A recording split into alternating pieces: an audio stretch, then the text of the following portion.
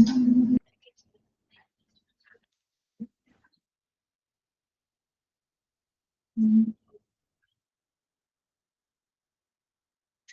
afternoon.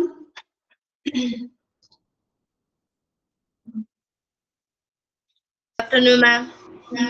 Okay, good afternoon. എന്താണ് കുറച്ച് പേരുള്ളല്ലോ? Okay Merlin, good afternoon. Saturday ആയതുകൊണ്ടാണോ? ക്ലാസ് ഉള്ള കാര്യം എല്ലാവർക്കും അറിയായിരുന്നില്ലേ? ഓക്കെ, കുറച്ചു നേരം കൂടെ വെയിറ്റ് ചെയ്യാം അല്ലേ? അതിന് കുറച്ച് പേരേ ഉള്ളൂ.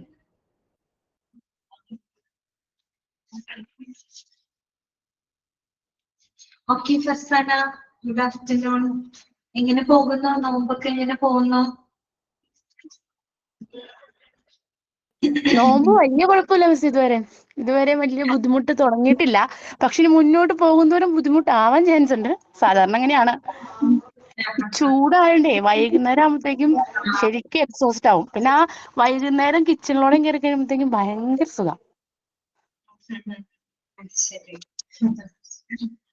നമുക്ക് ഓൾറെഡി ചൂടും കുക്ക് ചെയ്യണ ചൂടും എല്ലാം കൂടെ ഈ ഫ്രൈയിങ്ങും എല്ലാ കാര്യവും കൂടെ വന്നു കഴിയുമ്പോഴേ എക്സ്ട്രീംലി ഹോട്ട് ആവും കിച്ചണിൽ കയറുമ്പോൾ. ശരിയാണ്.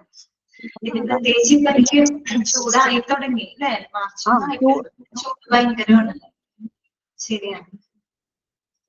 ഓക്കെ ഷമീർ രാഷ്ട്രീയ, ഗുഡ് ആഫ്റ്റർനൂൺ. ഇനിയിപ്പോ ഭയങ്കര ഇത്തവണ എല്ലാം നല്ല എക്സ്ട്രീം ആവുന്ന പറയുന്നത് കേട്ടെ. ഇപ്പോഴും അങ്ങനെ തന്നെയാണല്ലോ. നല്ല ചൂടായിരിക്കും, അൾട്രാ ചൂടായിരിക്കും എന്നാ പറയുന്നത്. എന്താണെന്ന് അറിയില്ല. നല്ലോണം വെള്ളമൊക്കെ കുടിക്കാം അല്ലെ? എല്ലാം എന്തെങ്കിലും മഴ വരുമ്പോഴും അതുപോലെ തന്നെ ആയിരിക്കും. അപ്പൊ okay, good afternoon Saranya. Saranya U, Saranya P. Okay, രണ്ടുപേർക്കും good afternoon. Good afternoon, ma'am. Okay, good afternoon Sruthi. Good afternoon, ma'am. Good afternoon, Shani.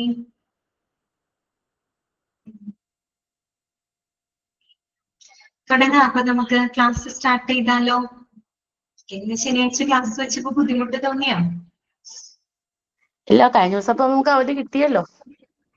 അപ്പൊ കുഴപ്പമില്ലാന്നല്ലേ? കോമ്പൻസേറ്റ് ആയി. അപ്പൊ കുഴപ്പമില്ല. ചൊവ്വാഴ്ച അവധി വന്നതുകൊണ്ടാണ്. ഇവിടെ പാളയം ക്ഷേത്രത്തിലെ ഉത്സവമായിരുന്നേ നമ്മുടെ തൊട്ടടുത്ത്. അപ്പൊ അതുകൊണ്ടാണ് അവിടെ ഈ മേളവും അതിന്റെയൊക്കെ ശബ്ദം കാരണം കൊണ്ട് നമുക്ക് എന്തായാലും ഒരു ക്ലാസ് എടുക്കാനായിട്ട് പറ്റില്ല. അതുകൊണ്ടാണ് അന്ന് അവധി വന്നത്. അത് ഭയങ്കര ഫേമസ് ആയിട്ടുള്ള ഒരു അമ്പലമാണ് പാളയം. പാളയം കേട്ടിട്ടില്ലേ നിങ്ങള്? നമ്മുടെ ഭയങ്കര ഹിസ്റ്റോറിക്കലായിട്ട് ഭയങ്കര ഇമ്പോർട്ടന്റ് ആയിട്ടുള്ള ഒരു അമ്പലമാണത്. പാളയം സത്യാഗ്രഹമൊക്കെ കേട്ടിട്ടില്ലേ? അതെ, ആ പാളയം ക്ഷേത്രം നമ്മുടെ തൊട്ട് ഓപ്പോസിറ്റ് ആണ്. പിന്നെ ആ പാളയം കൊട്ടാരം അതൊക്കെ ഇവിടെ നന്ദനം സിനിമയൊക്കെ ഷൂട്ട് ചെയ്ത് കൊട്ടാരം ചെയ്തത് അതൊക്കെ നമ്മുടെ തൊട്ടടുത്ത് തന്നെയാണ്. Okay Sajina, good afternoon.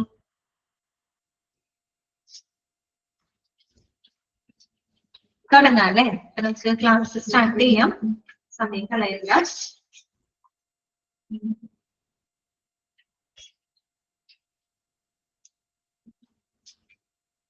കഴിഞ്ഞ ക്ലാസ്സില് ഓക്കെ താങ്ക്സ്, ഗുഡ് ആഫ്റ്റർനൂൺ. ഞങ്ങൾ വെയിറ്റ് ചെയ്യായിരുന്നു. കുറച്ച് പേരൊക്കെ ഒന്ന് ജോയിൻ ചെയ്തിട്ട് നമുക്ക് തുടങ്ങാന്ന് വിചാരിച്ച് വെയിറ്റ് ചെയ്യായിരുന്നു. കുറച്ച് പേരായിട്ടുണ്ട്. നമ്മള് കഴിഞ്ഞ ക്ലാസ്സിൽ പറഞ്ഞു നിർത്തിയത് ഓക്കെ ആശിനെ കണ്ടിട്ട് കുറച്ച് ദിവസമായല്ലോ. കഴിഞ്ഞ ക്ലാസ്സിൽ ഉണ്ടായിരുന്നില്ലേ? Praseetha, okay good afternoon. കഴിഞ്ഞ ക്ലാസ്സിൽ ഉണ്ടായിരുന്നില്ലേ? ഞാൻ മിസ്സേ 2-3 ദിവസമായി ക്ലാസ്സിന് കയറിയിട്ട്. പനിയായിരുന്നു, മോക്ക് പനിയായിരുന്നു, ഹോസ്പിറ്റലിൽ കൊണ്ടുപോയി. പിന്നെ അമ്പലത്തിലൊരു യാത്ര ഉണ്ടായിരുന്നു. എല്ലാം കൂടെ തിരക്കായിരുന്നു. ആണോ? ഏത് അമ്പലത്തിലാ പോയേ? അത് ഇവിടുന്ന് നേരെ പോയത് മണ്ടയ്ക്കാട് പോയിട്ട് അവിടുന്ന് തിരിച്ചു വരാൻ നേരത്ത് ശിവന്റെ ഒരു അമ്പലമുണ്ട്. ശിവനും പാർവതിയും കൂടെ ഒരു എന്താണ് പേര് മറന്നു. ചെങ്കല് അവിടെയും പിന്നെ ആറ്റുകാലും, അങ്ങനെ കുറച്ച് അമ്പലം. യാത്രയിലായിരുന്നു അല്ലേ? മിസ് എന്നെ ശ്രദ്ധിച്ചല്ലോ, താങ്ക് യു. മിസ് എന്നെ ശ്രദ്ധിച്ചായിരുന്നല്ലോ, താങ്ക് യു. അതുകൊണ്ടല്ല നമുക്ക് സ്ഥിരമായിട്ട് ക്ലാസ്സിൽ കയറുന്നവരുടെയൊക്കെ നമുക്കറിയാൻ പറ്റുമല്ലോ. അത് നമ്മൾ ഈ എന്താ പറയാ മെസ്സേജ് ഒക്കെ കാണുമ്പോഴേ കാര്യം നിങ്ങളെ കാണുന്നില്ല എന്നുള്ളൂ, പക്ഷെ മെസ്സേജുകൾ കാണുമ്പോൾ നമുക്ക് പേരുകളൊക്കെ നമ്മുടെ മനസ്സിൽ കയറുമല്ലോ. അങ്ങനെ പെട്ടെന്ന് കണ്ടപ്പോ ഓർത്തതാണ്. ചിലപ്പോ അങ്ങോട്ടും ഇങ്ങോട്ടൊക്കെ മാറിപ്പോകും. ചില ബാച്ചിൽ നമ്മൾ കാണുമ്പോഴേ മാറിപ്പോകും. ഈ ബാച്ച് കുറച്ച് സ്മാർട്ട് ആയിട്ടുള്ള ബാച്ച് ആയതുകൊണ്ട് നമ്മൾ എന്തായാലും ഓർക്കും. മിക്കവരെയൊക്കെ നമുക്ക് ഇങ്ങനെ മെസ്സേജ് അയക്കുന്നവരെയൊക്കെ നമ്മൾ ഓർക്കും. അതൊക്കെ വെച്ചതാണ്. ശരി, അപ്പൊ നമുക്ക് തുടങ്ങാം കേട്ടോ. നമ്മള് കഴിഞ്ഞ ക്ലാസ്സിൽ പുതിയൊരു ചാപ്റ്റർ തുടങ്ങിയിരുന്നു, ട്രാൻസ്ഫർ ഓഫ് പേഷ്യൻസ് കേട്ടോ. അപ്പോ അതിനകത്ത് നമ്മള് ട്രാൻസ്ഫർ എന്താണെന്ന് പഠിച്ചു. ട്രാൻസ്ഫർ ചെയ്യുന്നതിന്റെ എന്താണ്, എന്തിനു വേണ്ടിയിട്ടാണ് നമ്മൾ ട്രാൻസ്ഫർ ചെയ്യുന്നതെന്ന് നമ്മൾ പഠിച്ചു അല്ലെ. എന്തിനു വേണ്ടിയിട്ടാണ്? To maintain the continuity of medical care അല്ലെ.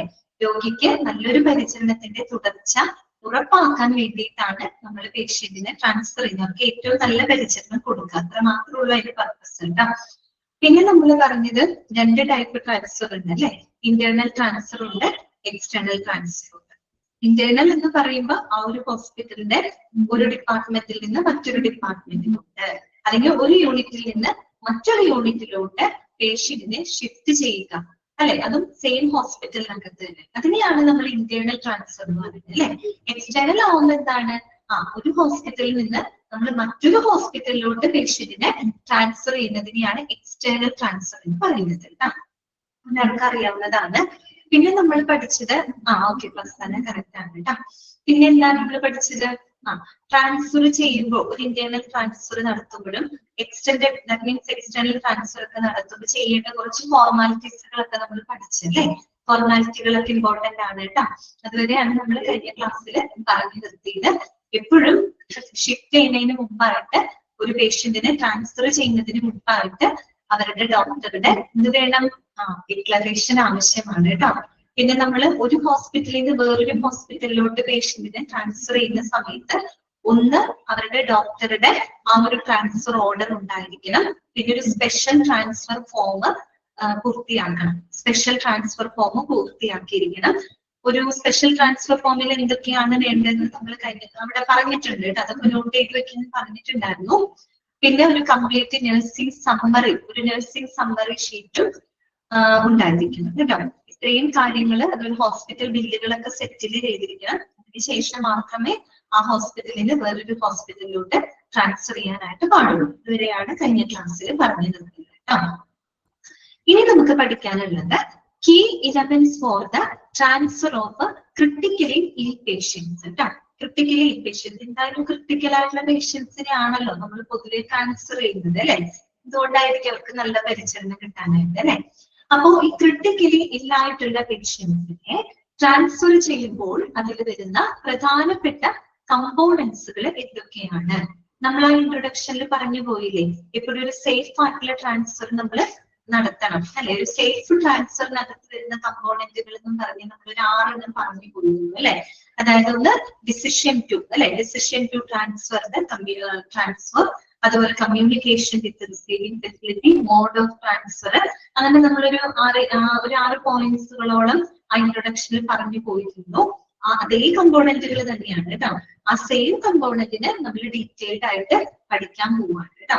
അത് അത്രേ ഉള്ളൂ. ഇനി ആ ചാപ്റ്ററിനകത്ത് നമുക്ക് അത് മാത്രമേ പഠിക്കാനുള്ളൂ കേട്ടോ. ഓക്കെ, 7 പോയിന്റ് ഉണ്ട്. അതെ, 7 പോയിന്റ് ഉണ്ട് കേട്ടോ. അപ്പൊ നോക്കാം. ഫസ്റ്റ് വൺ എന്തായിരുന്നു? Decision to transfer and communication. അത് രണ്ടും ഒറ്റ പോയിന്റ് ആയിട്ട് പറഞ്ഞേക്കാണ് കേട്ടോ. അപ്പൊ വരുമ്പോ 6 പോയിന്റേ വരുള്ളൂ. അത് രണ്ടും ഒറ്റ പോയിന്റ് ആയിട്ട് അവിടെ കൊടുത്തിരിക്കുന്നതാണ്.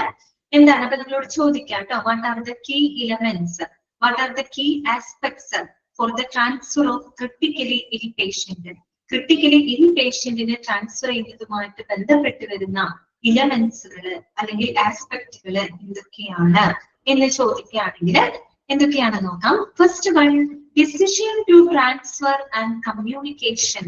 Decision to transfer and communication. ആരുമായിട്ടുള്ള കമ്മ്യൂണിക്കേഷൻ ആണ് ഉദ്ദേശിക്കുന്നത്? പേഷ്യന്റ് ആയിട്ടുള്ള കമ്മ്യൂണിക്കേഷൻ ആണോ? അല്ല. പിന്നെയോ communication with the receiving facility അല്ലെ. നമ്മൾ ആ പേഷ്യന്റിനെ ട്രാൻസ്ഫർ ചെയ്ത് വേറൊരു ഫെസിലിറ്റിയിലോട്ട് വിടുകയാണ്. അവര് അതായത് പേഷ്യന്റിന് ഇനി ആരാണോ റിസീവ് ചെയ്യുന്നത് ആ ഫെസിലിറ്റി ആയിട്ടുള്ള ഒരു കമ്മ്യൂണിക്കേഷൻ എപ്പോഴും ഉണ്ടായിരിക്കും. അതുമായിട്ട് ബന്ധപ്പെട്ട് മനസ്സിലാക്കേണ്ട കുറച്ച് കാര്യങ്ങളാണ് അവിടെ 4 പോയിന്റുകളായിട്ട് കൊടുത്തിരിക്കുന്നത് കേട്ടോ. വളരെ സിമ്പിൾ ആയിട്ടുള്ള കാര്യങ്ങളാണ്. ഒന്നാമത്തെ ഇത്രയേ ഉള്ളൂ. The decision to shift the patient is important vulnerability of exposure of the patient and the staff to extra risk and extra expense for the relatives and the hospital. Okay, Muhammad Akhtar, good afternoon. അത് വലിയ point ഒന്നും അല്ല കേട്ടോ പറഞ്ഞത്, general ആയിട്ടുള്ള ഒരു കാര്യമാണ്. അതായത് നമ്മളൊരു പേഷ്യന്റിനെ ഷിഫ്റ്റ് ചെയ്യാൻ എടുക്കുന്ന ഡിസിഷൻ ഉണ്ടല്ലോ, അത് വളരെ ക്രൂഷ്യൽ ആയിട്ടുള്ള ഒരു ഡിസിഷനാണ്. നമ്മൾ ഓടിപ്പോയി അങ്ങനെ ഒരു ഡിസിഷൻ എടുക്കില്ല. വ്യക്തമായിട്ടുള്ള കാരണങ്ങൾ ഉണ്ടെങ്കിൽ മാത്രമാണ് നമ്മൾ ഒരു പേഷ്യന്റിനെ ട്രാൻസ്ഫർ ചെയ്യാനുള്ള. സൗണ്ട് ഇല്ലേ? സൗണ്ട് കുറവാണോ? എല്ലാവർക്കും കേൾക്കുന്നില്ലേ? പ്രശ്നമുണ്ടോ? സൗണ്ടിന് എന്തെങ്കിലും ഇഷ്യൂ ഉണ്ടോ? സ്റ്റക്ക് ആവുന്നുണ്ടോ? ചിലർക്ക് സൗണ്ട് ഉണ്ടെന്ന് പറയുന്നുണ്ട്. ഒരു കാര്യം ചെയ്യൂ, എനിക്ക് തോന്നുന്നത് നിങ്ങളുടെ ഇതായിരിക്കും, റേഞ്ചിന്റെ ഇഷ്യൂ ആയിരിക്കും കേട്ടോ. റേഞ്ചിന്റെ ഇഷ്യൂ ആയിരിക്കണം. ഒന്ന് ലീവ് ചെയ്തിട്ട് ഒന്നും കൂടെ ജോയിൻ ചെയ്ത് നോക്ക് കേട്ടോ. വേറെ പ്രശ്നങ്ങളൊന്നും കാണിക്കുന്നില്ല. ഓക്കെ, ഒന്ന് ലീവ് ചെയ്തിട്ടേ ഒന്ന് കയറി നോക്ക്. ഇത് ചിലപ്പോൾ ശരിയാവും കേട്ടോ. റേഞ്ചിന്റെ ഇഷ്യൂ ആയിരിക്കും. ഓക്കെ,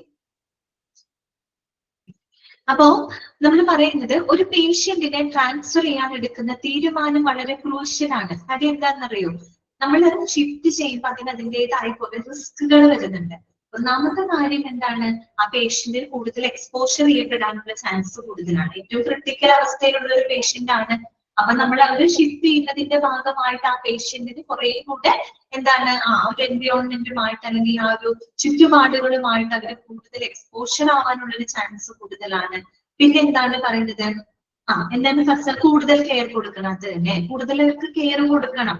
അതൊരു റിസ്ക് തന്നെയാണ് അല്ലെ. പ്രത്യേകിച്ച് അവർക്ക് വേറെ ബുദ്ധിമുട്ടൊന്നും വരരുത്. പിന്നെ എന്താണ്? സ്റ്റാഫുകൾക്കാണെങ്കിലും പേഷ്യൻസിനാണെങ്കിലും അത് എക്സ്ട്രാ റിസ്ക് ആണ്, എക്സ്ട്രാ എക്സ്പെൻസും കൂടിയാണ് അല്ലെ. ഈ പറയുന്ന സ്റ്റാഫിന് മാത്രമല്ല, പേഷ്യൻസിനും അവരുടെ റിലേറ്റീവ്സിനും ഒക്കെ റിസ്ക്കും കൂടുതലാണ്, അവർക്ക് എക്സ്പെൻസ് കൂടുതലാണ്.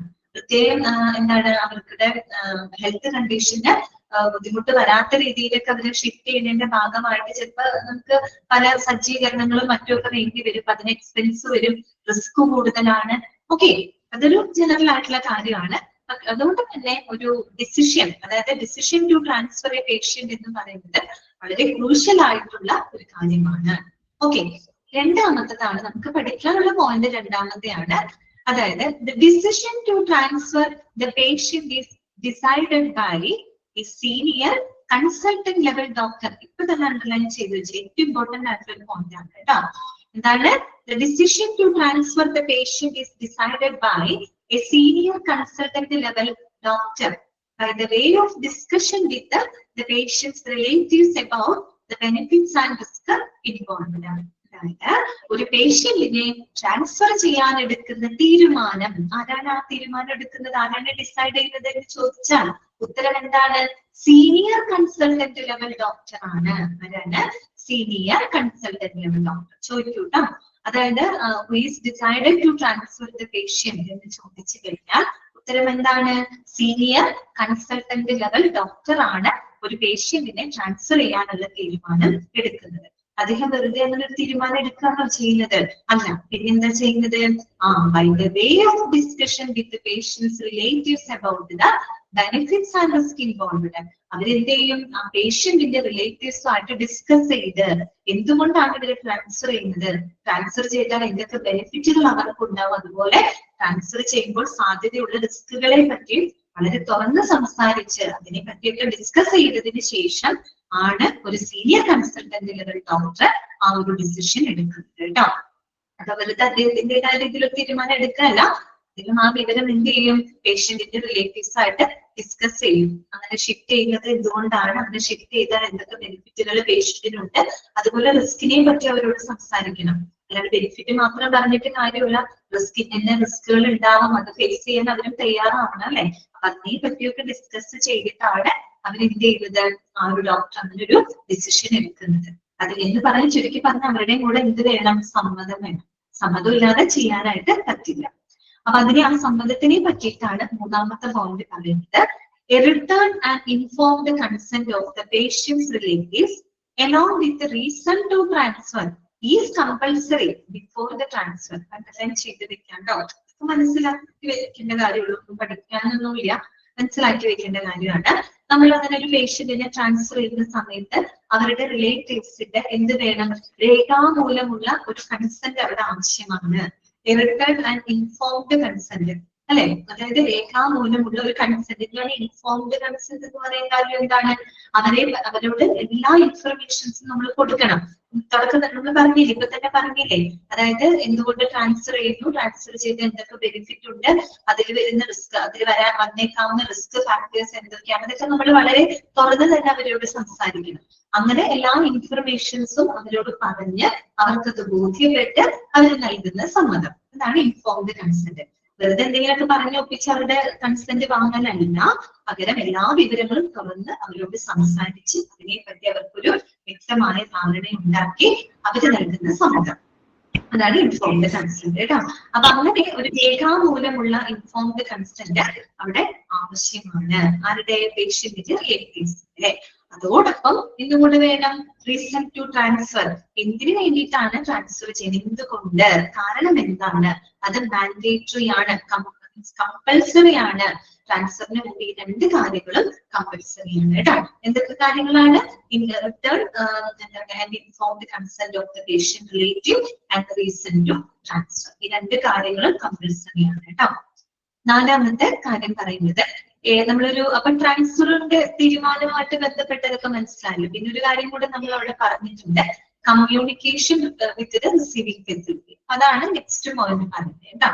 A direct communication between the shifting and receiving facility should be by sharing the complete information on the patient's clinical condition, treatment being given, reasons for transfer, method of transfer and timeline of transfer in a written document. അതൊക്കെ ഒന്ന് underline ചെയ്ത് വെച്ചേക്കാം കേട്ടോ. ഇനി എന്ത് വേണം, നമ്മുടെ ഹോസ്പിറ്റലും നമ്മളിനി പേഷ്യന്റിനെ നമ്മൾ ട്രാൻസ്ഫർ ചെയ്ത് വിടുകയാണ്. അപ്പൊ ആ പേഷ്യന്റിനെ ഇനി റിസീവ് ചെയ്യാൻ പോകുന്ന റിസീവിംഗ് ഫെസിലിറ്റിയും തമ്മിൽ എന്തുണ്ടാവണം, ഒരു ഡയറക്റ്റ് കമ്മ്യൂണിക്കേഷൻ അവിടെ ഉണ്ടാവണം. എങ്ങനെയാണ് ഡയറക്റ്റ് കമ്മ്യൂണിക്കേഷൻ കീപ്പ് ചെയ്യേണ്ടത്? By sharing the complete informations അല്ലെ, പേഷ്യന്റിന്റെ ക്ലിനിക്കൽ കണ്ടീഷനെ പറ്റി, അവർക്ക് എന്തൊക്കെ ട്രീറ്റ്മെന്റ്സുകളാണ് നൽകിയിട്ടുള്ളത്, എന്തുകൊണ്ടാണ് അവരെ ട്രാൻസ്ഫർ ചെയ്യുന്നത്, ട്രാൻസ്ഫർ ചെയ്യുന്നതിന്റെ കാരണങ്ങള്, മെത്തേഡ് ഓഫ് ട്രാൻസ്ഫർ, ഏത് രീതിയിലാണ്, ഏത് രീതി എന്ന് വെച്ചാൽ ലാൻഡ് എന്താണ്, എയർ ട്രാൻസ്പോർട്ട് ആണോ അതോ ലാൻഡ് ട്രാൻസ്പോർട്ട് ആണോ, എങ്ങനെയാണ് നമ്മൾ അവരെ ട്രാൻസ്ഫർ ചെയ്ത് കൊണ്ടുവരുന്നത്, ഓക്കെ, ആ മോഡ് ഓഫ് ട്രാൻസ്ഫർ അഥവാ മെത്തേഡ് ഓഫ് ട്രാൻസ്ഫർ, അതുപോലെ ടൈം ലൈൻ ഓഫ് ട്രാൻസ്ഫർ, ട്രാൻസ്ഫറിന്റെ സമയപരിധി, എപ്പോഴാണ്, ഏത് സമയത്താണ്, എത്ര സമയം കൊണ്ടാണ് നമ്മൾ ആ ഒരു രോഗിയോട് എത്തിക്കുന്നത്, അങ്ങനെ ആ ഒരു ടൈം ലൈൻ അല്ലെ, ആ ഒരു സമയപരിധി ഉൾപ്പെടെ എല്ലാം ഒരു റിട്ടേൺ ഡോക്യുമെന്റ് ആയിട്ട് ഒരു രേഖാമൂലം റെക്കോർഡ് ചെയ്തുകൊണ്ട് നമ്മൾ എന്ത് ചെയ്യണം, ആ ഒരു ഷിഫ്റ്റിംഗ് ഹോസ്പിറ്റലും റിസീവിംഗ് ഫെസിലിറ്റിയും തമ്മിലൊരു ഡയറക്റ്റ് കമ്മ്യൂണിക്കേഷൻ ഉണ്ടായിരിക്കണം അല്ലെ. ഡയറക്റ്റ് കമ്മ്യൂണിക്കേഷൻ എന്നാണ് ഇനി ട്രീറ്റ്മെന്റ് കൊടുക്കാൻ പോകുന്നത് പുതിയൊരു ഹോസ്പിറ്റലാണ്. അപ്പൊ ആ ഒരു പേഷ്യന്റിന്റെ കംപ്ലീറ്റ് കാര്യങ്ങൾ അവർ അറിഞ്ഞിരിക്കണം അല്ലെ, എങ്കിൽ മാത്രമാണ് അവർക്കും അതിനനുസരിച്ചുള്ള ട്രീറ്റ്മെന്റ് കൊടുക്കാൻ പറ്റുള്ളൂ. അപ്പൊ നമ്മുടെ ഷിഫ്റ്റിംഗ് ഹോസ്പിറ്റലും റിസീവിംഗ് ഫെസിലിറ്റിയും തമ്മിലൊരു ഡയറക്റ്റ് കമ്മ്യൂണിക്കേഷൻ അവിടെ ഉണ്ടാവണം. എങ്ങനെയാണ് ഡയറക്റ്റ് കമ്മ്യൂണിക്കേഷൻ മെയിൻറ്റെയിൻ ചെയ്യുന്നത്? ആ പേഷ്യന്റിന്റെ ക്ലിനിക്കൽ കണ്ടീഷനെ പറ്റി, അവർക്ക് എന്തൊക്കെ ട്രീറ്റ്മെന്റ് കൊടുത്തു, എന്തുകൊണ്ടാണ് അവരെ ട്രാൻസ്ഫർ ചെയ്യുന്നത്, method of transfer, time line of transfer, ഇതെല്ലാം തന്നെ ഒരു രേഖാമൂലം തന്നെ ഷെയർ ചെയ്തുകൊണ്ടാണ് അവരുമായിട്ടൊരു ഡയറക്റ്റ് കമ്മ്യൂണിക്കേഷൻ അവിടെ മെയിൻറ്റെയിൻ ചെയ്യേണ്ടത്. ഓക്കെ, ഇത്രയുള്ള അതിനകത്ത് മനസ്സിലാക്കാനായിട്ട് കേട്ടോ. അപ്പൊ ഒന്നാമത്തെ കമ്പോണന്റ് നമ്മുടെ പഠിച്ചു കഴിഞ്ഞു കേട്ടോ. ഒന്നാമത്തെ കമ്പോണന്റ് എന്താ നമ്മൾ പറഞ്ഞത്? Decision to transfer and communication. അതിൽ ഓർക്കേണ്ട പോയിന്റുകൾ എന്തൊക്കെയാണ്? പോയിന്റ് എന്താണ്? ഒരു പേഷ്യന്റിനെ ട്രാൻസ്ഫർ ചെയ്യാനുള്ള ഡിസിഷൻ ആരുടേതാണ്?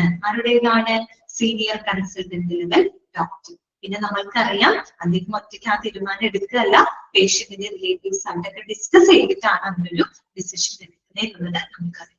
അതുപോലെ തന്നെ പിന്നെ ഒരു ട്രാൻസ്ഫറിന് മുമ്പായിട്ട് നമ്മൾ ഉറപ്പുവരുത്തേണ്ട കാര്യങ്ങൾ എന്തൊക്കെയാണ് നമ്മൾ പറഞ്ഞത്? Return and informed consent of the patient relative, അതുപോലെ തന്നെ റീസൺ ടു ട്രാൻസ്ഫർ. ഈ രണ്ട് കാര്യങ്ങളും നമ്മുടെ കമ്പൽസറി ആണ്, നിർബന്ധമാണ്. പിന്നെ മനസ്സിലാക്കേണ്ടത് ഷിഫ്റ്റിംഗ് ഹോസ്പിറ്റലും റിസീവിംഗ് ഫെസിലിറ്റിയും തമ്മിലൊരു കമ്മ്യൂണിക്കേഷൻ ഉണ്ടാവണം. ഡയറക്റ്റ് കമ്മ്യൂണിക്കേഷൻ എന്ന് പറഞ്ഞാൽ എന്ത് കമ്മ്യൂണിക്കേഷൻ ആണ് ഉണ്ടാകേണ്ടത് എന്ന് ചോദിച്ചാൽ അതൊക്കെയാണ് ഉത്തരം. പേഷ്യന്റിന്റെ ക്ലിനിക്കൽ കണ്ടീഷൻ, ട്രീറ്റ്മെന്റ് എന്തൊക്കെയാണ്, reason to transfer, method of transfer, time line of transfer, ഇങ്ങനെയുള്ള കാര്യങ്ങളെ പറ്റിയിട്ടാണ് അവിടെ ഡയറക്റ്റ് കമ്മ്യൂണിക്കേഷൻ ഉണ്ടായിരിക്കേണ്ടത്. ഓക്കെ, ഫസ്റ്റ് കമ്പോണന്റ് ക്ലിയർ ആണല്ലോ. ആദ്യത്തെ കമ്പോണന്റ് ഓക്കെ അല്ലേ? ഓക്കെ, ഇനി അടുത്തത് കേട്ടോ. നെക്സ്റ്റ് നമുക്ക് നോക്കാം രണ്ടാമത്തെ കമ്പോണന്റ്. രണ്ടാമത്തെ എലിമെന്റ് എന്താണ്? Pre transfer stabilisation and preparation. Pre transfer stabilisation and preparation നമ്മളത് പറഞ്ഞല്ലോ. സാധാരണ പേഷ്യന്റിനെയൊക്കെ ട്രാൻസ്ഫർ ചെയ്യുന്ന സമയത്ത്, ക്രിട്ടിക്കൽ ആയിട്ടുള്ള പേഷ്യന്റിനെയൊക്കെ ട്രാൻസ്ഫർ ചെയ്യുന്ന സമയത്ത് ചിലപ്പോൾ എന്തെങ്കിലും ഫിസിയോളജിക്കൽ ചേഞ്ചസ് ഒക്കെ അവരിൽ ഉണ്ടാവാം. അങ്ങനെ ചേഞ്ചസ് വന്നു കഴിഞ്ഞാൽ അത് അവരുടെ ഹെൽത്ത് കണ്ടീഷനെ വളരെ നെഗറ്റീവ് ആയിട്ട് ബാധിക്കും അല്ലെ. അപ്പൊ ഒരിക്കലും അവർക്കൊരു ബുദ്ധിമുട്ട് ഉണ്ടാവാനായിട്ട് പാടില്ല. അപ്പൊ അതുകൊണ്ട് തന്നെ അങ്ങനെയുള്ള രോഗികളെ നമ്മൾ എന്ത് ചെയ്യണം? ആദ്യം തന്നെ ഒന്ന് സ്റ്റേബിൾ ആക്കണം. അവര് ചില തയ്യാറെടുപ്പുകളൊക്കെ അവരിൽ നടത്തണം. ചില പ്രിക്കോഷൻസും പ്രിപ്പറേഷൻസും ഒക്കെ നടത്തിയിട്ട് അവരുടെ കണ്ടീഷനെ സ്റ്റേബിൾ ആക്കിയിട്ട് വേണം നമ്മൾ അവരെ ഷിഫ്റ്റ് ചെയ്യാനായിട്ട് കേട്ടോ. അപ്പൊ അതിനെ പറ്റിയിട്ടാണ് പറയുന്നത് pre transfer stabilisation and preparation. Okay, അപ്പൊ കുറച്ച് കാര്യങ്ങൾ നമുക്ക് അധികം മനസ്സിലാക്കാറുണ്ട് കേട്ടോ. നോക്കാം നമുക്ക്. A proper and clear preparation and equilibrium of the patient should be done prior to transfer. That means before to transfer to prevent any hostile എന്നാണ് കേട്ടോ. ടെക്സ്റ്റില് തിരുത്തിയിട്ടില്ലെങ്കിൽ നിങ്ങൾ തിരുത്തണം കേട്ടോ. HO ആണ് കേട്ടോ. ഹോസ്റ്റൈൽ എന്നാണ് ആ വാക്ക് കേട്ടോ. എന്റെ ഇവിടുത്തെ ടെക്സ്റ്റിൽ ഹാസ്റ്റൈൽ ആണ് കിടക്കുന്നത്. ഹാസ്റ്റൈൽ അല്ല, ഹോസ്റ്റൈൽ എന്നാണ് കേട്ടോ. HO. Okay, hostile events or deterioration or worsening of the patient's clinical condition. അതെ, അതായത് നമ്മളൊരു പേഷ്യന്റിനെ ട്രാൻസ്ഫർ ചെയ്യുമ്പോൾ സ്വാഭാവികമായിട്ട് എന്തെങ്കിലും ഹോസ്റ്റൈൽ മീൻസ് എന്താണ്? ഡേഞ്ചറസ് ആയിട്ടുള്ള എന്തെങ്കിലും പ്രതികൂലമായിട്ടുള്ള സംഭവങ്ങൾ ഉണ്ടാവാം. ചിലപ്പോൾ അവരുടെ സ്ഥിതി വഷളാവാം അല്ലെ, മോശമാവാനുള്ള സാധ്യതയൊക്കെ ഉണ്ട്. ഇതെല്ലാം നമ്മൾ എക്സ്പെക്ട് ചെയ്യണം അല്ലെ. അപ്പൊ അങ്ങനെയുള്ള കാര്യങ്ങളെ പ്രിവെന്റ് ചെയ്യുന്നതിന് വേണ്ടിയിട്ട് നമ്മൾ എന്ത് ചെയ്യണം? പേഷ്യന്റിനെ പ്രോപ്പർ ആയിട്ട് നമ്മൾ സ്റ്റെബിലൈസ് ചെയ്യണം. അവർക്ക് നമ്മളൊരു പ്രിക്കോഷൻ എന്നുള്ള രീതിയിൽ കുറച്ചധികം പ്രിപ്പറേഷൻസുകള് നടത്തണം. അവരെ equilibrium മീൻസ് അതൊന്ന് ബാലൻസ് ചെയ്യാം കേട്ടോ. അവരെ ബാലൻസ് ചെയ്യാന്ന് വെച്ചാൽ അവരൊന്ന് സ്റ്റേബിൾ ആക്കി അവരെ പ്രിപ്പയർ ചെയ്തിട്ട് വേണം നമ്മൾ അവരെ ഷിഫ്റ്റ് ചെയ്യാനായിട്ട്. ബിക്കോസ് എന്താണ്? ഷിഫ്റ്റിംഗ് സമയത്ത് പലതരത്തിലുമുള്ള അവരുടെ സ്ഥിതി മോശമാവാൻ സാധ്യത ഉണ്ടാവാം. അല്ലെങ്കിൽ മറ്റെന്തെങ്കിലും ഹോസ്റ്റൈൽ ഇവന്റ്സ് ഒക്കെ ഉണ്ടാവുകയാണെങ്കിൽ ഉണ്ടാകാതിരിക്കാൻ വേണ്ടിയിട്ട് പ്രിവെന്റ് ചെയ്യുന്നതിന് വേണ്ടിയിട്ടാണ് നമ്മൾ അങ്ങനെയുള്ള തയ്യാറെടുപ്പുകളും മറ്റും നടത്തുന്നത്. ഓക്കെ, അപ്പൊ എന്തൊക്കെ തയ്യാറെടുപ്പുകളാണ് ഇനി ശ്രദ്ധിക്കേണ്ടത് നോക്കാം കേട്ടോ. The patient should be properly revived and balanced to the maximum extent possible without wasting undue time. അതായത് പരമാവധി സമയം പാഴാക്കാതെ എത്രത്തോളം പരമാവധി മാക്സിമം എക്സ്റ്റെന്റിൽ നമ്മൾ എന്ത് ചെയ്യണം? ആ ഒരു പേഷ്യന്റിനെ ബാലൻസ് ചെയ്ത് സ്റ്റേബിൾ ആക്കിയിട്ട് വേണം നമ്മൾ അവരെ ഷിഫ്റ്റ് ചെയ്യാനായിട്ട് കേട്ടോ. Okay, in the course of the preparation patients A, B, C and D, that is airway, underline ചെയ്യുക കേട്ടോ. അതാണ് നമുക്ക് പഠിക്കാനുള്ളത് കേട്ടോ. അവിടെയാണ് നമ്മൾ ശ്രദ്ധിക്കേണ്ടത്. In the course of the preparation. അപ്പൊ പ്രിപ്പറേഷന്റെ ഭാഗമായിട്ട് എന്തൊക്കെ കാര്യങ്ങളാണ്? 4 കാര്യങ്ങളാണ്. Patients A, B, C and D. Okay, A, B, C and D. A എന്താണ്? നോട്ട് ചെയ്തിരിക്കുക. A for airway അല്ലെ, airway. Then B for breathing, C for circulation, D for disability. That should be examined and any connected curable problems should be rectified. In this context, the use of pre-transfer checklist helpful. 4 കാര്യങ്ങളാണ് നമ്മൾ അവിടെ prepare ചെയ്യുന്നതിന്റെ ഭാഗമായിട്ട് ശ്രദ്ധിക്കുന്നത്. ABCD. A for airway, B for breathing, C for circulation, D for disability. ഈ 4 കാര്യങ്ങളാണ് നമ്മൾ അവിടെ പ്രിപ്പയർ ചെയ്ത് സ്റ്റേബിൾ ആക്കിയിട്ട് കൊണ്ടുപോകേണ്ടത്. ഓക്കെ, ഈ പറയുന്ന കാര്യങ്ങൾ നമ്മൾ എക്സാമിൻ ചെയ്യണം. അതുപോലെ അതുമായിട്ട് ബന്ധപ്പെട്ട് എന്തെങ്കിലും ഇഷ്യൂസോ പ്രശ്നങ്ങളൊക്കെ ഉണ്ടെങ്കിൽ അത് പരിഹരിക്കണം. റെക്ടിഫൈ ചെയ്തിട്ട് വേണം നമ്മൾ ആ പേഷ്യന്റിനെ ട്രാൻസ്ഫർ ചെയ്യാനായിട്ട് കേട്ടോ. അപ്പൊ അതിന്റെ ഭാഗമായിട്ട് നമുക്ക് ഒരു പ്രീ ട്രാൻസ്ഫർ ചെക്ക് ലിസ്റ്റ് ഉപയോഗപ്പെടുത്താം.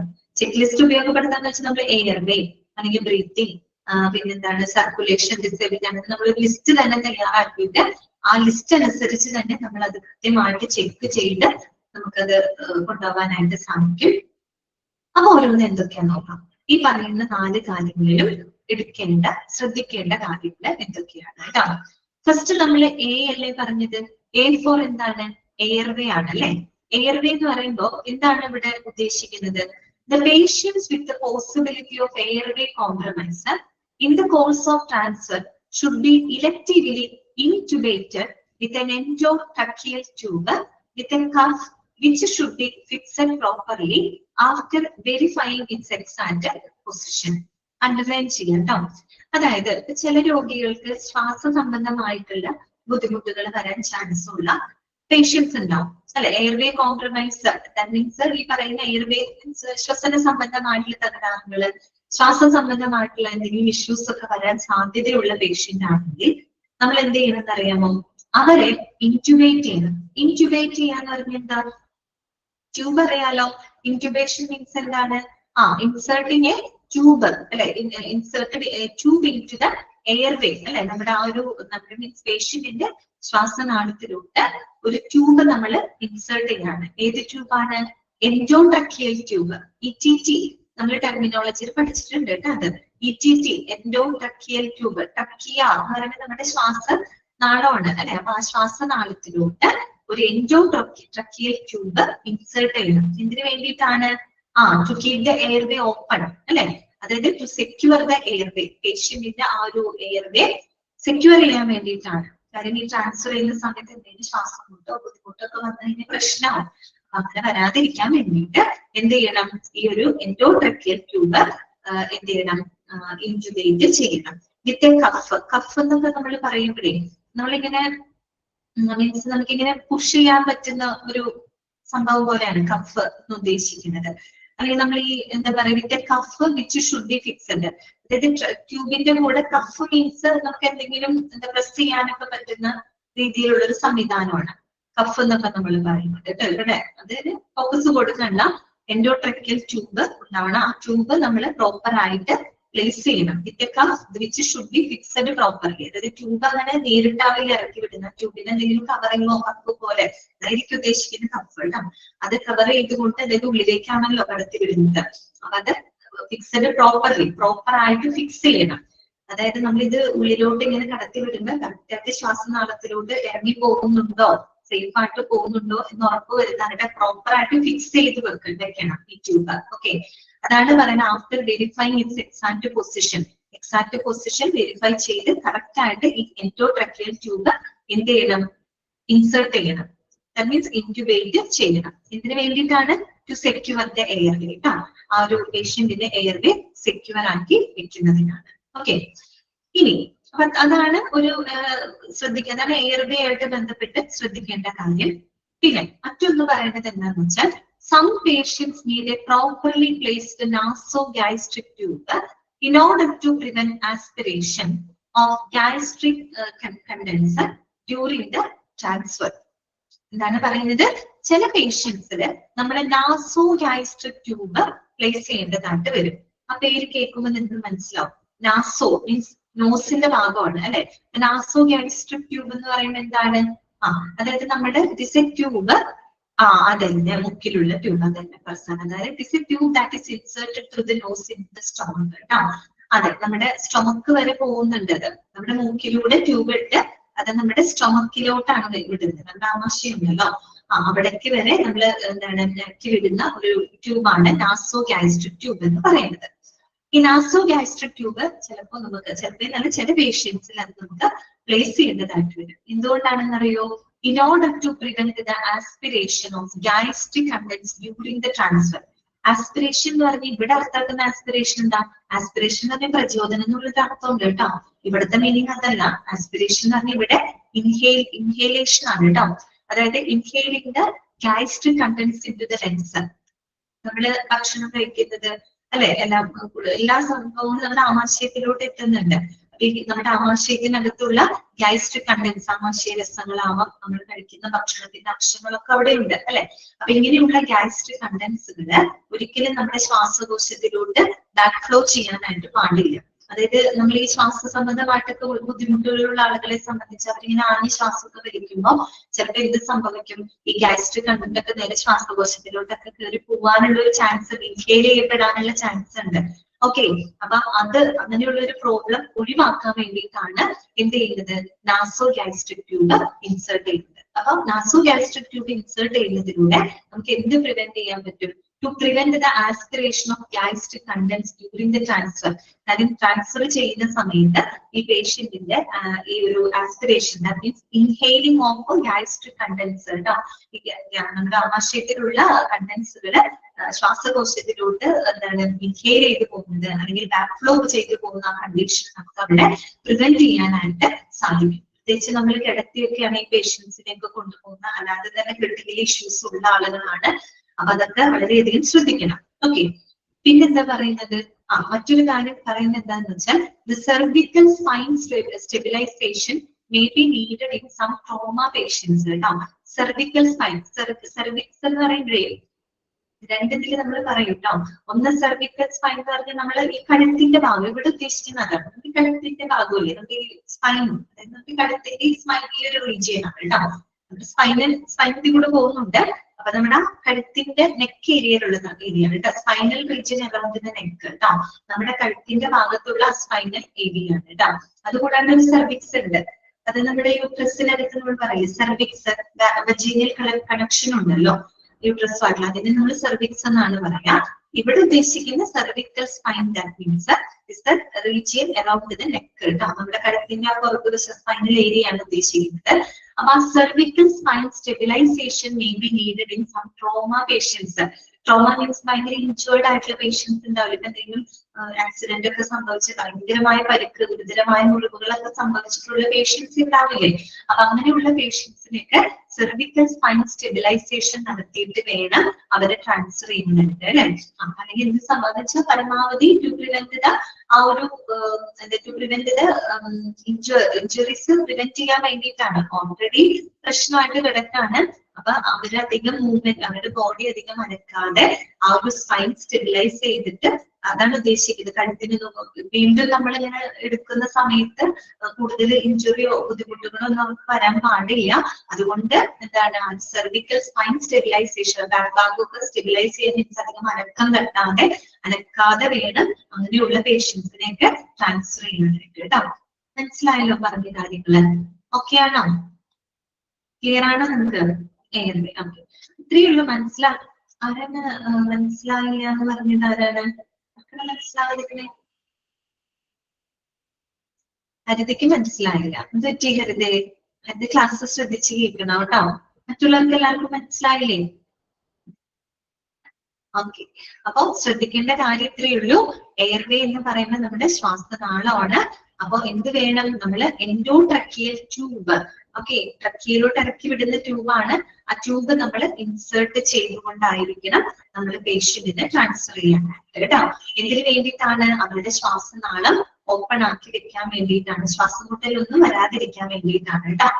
പിന്നെ എന്ത് വേണം? ചില പേഷ്യൻസിൽ നമുക്ക്, എല്ലാവരിലും അല്ല, ചില പേഷ്യൻസിലെങ്കിൽ നമുക്ക് നാസോ ഗ്യാസ്ട്രിക് ട്യൂബ് ഇൻസേർട്ട് ചെയ്യേണ്ടതായിട്ട് വരും. അതായത് മുക്കിലൂടെ കടത്തിവിടുന്ന ട്യൂബാണ്. അത് നേരെ നമ്മുടെ ആമാശയം വരെ എത്തുന്ന ട്യൂബാണ് കേട്ടോ.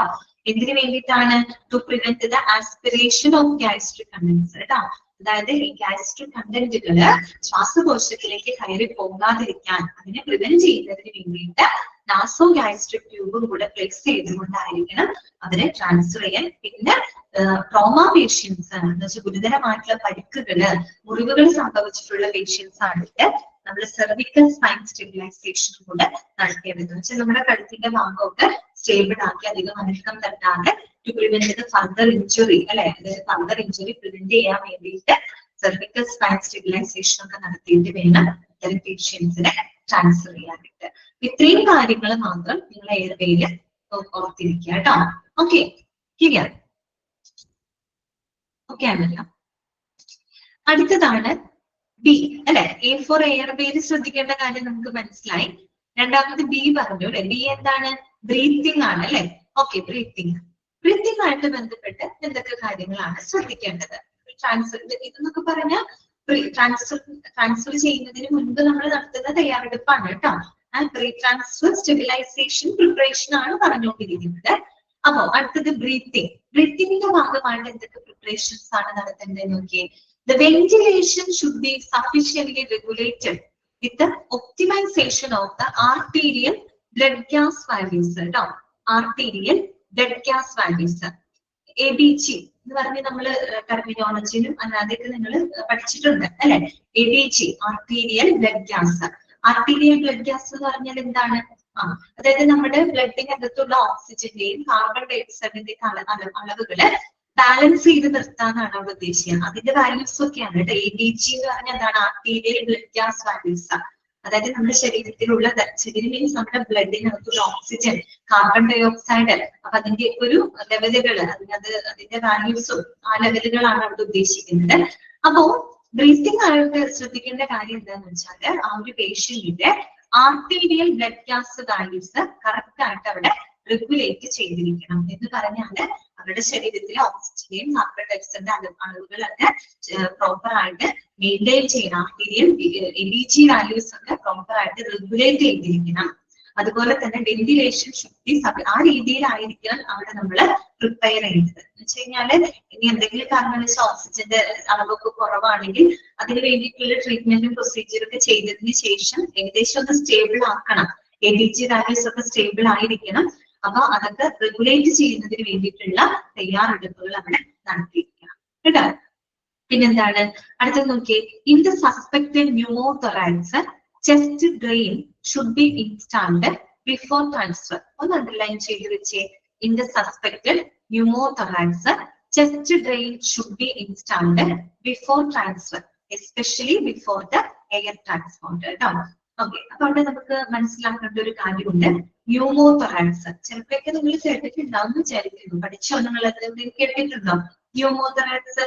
ന്യൂമോതൊറാക്സ് എന്തായിരിക്കും? എന്തുമായിട്ട് ബന്ധപ്പെട്ട് കേട്ടിട്ടുണ്ട് അല്ലെ?